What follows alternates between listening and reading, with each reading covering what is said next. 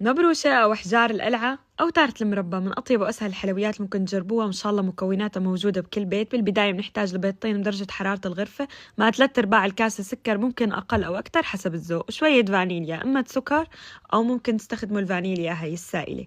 وضفت 3/4 الكاسة زيت نباتي وكملت كمالة الكاسة بسمنة، استخدمت السمن الحيواني. بعدين خلطت المكونات كتير منيح وبلشت نزل الطحين بالتدريج كاسة ورا كاسة وأعجنهم سوا، بالإضافة لظرف بيكنج باودر أو ممكن تقريبا ما يعادل 8 غرام، ونعجنهم سوا حتى نحصل على الخليط متماسك وعميل مع العجينة تكون لينة بس بنفس الوقت ما فارطة على الأخير. بهالوقت هاد بنشغل الفرن على درجة حرارة 180 من تحت فقط مع مروحة أو بس من تحت.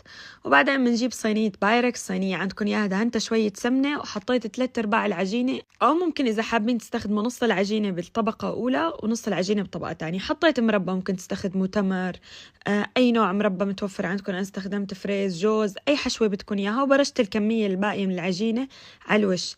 إذا حسيتوا صعب برشا حطوا له شوية طحين بتصير تبرش أسهل معكم. ودخلتها على الفرن تقريبا ما يعادل 40 دقيقة. بس شفتوا طرافة تحمروا ارفعوها لفوق وحمروا الوش، ما بياخد منكم وقت، وهيك قدمناها باردة. إذا عجبكم الفيديو ما تنسوا اللايك واعملوا سيف وشير للوصفة. سلام.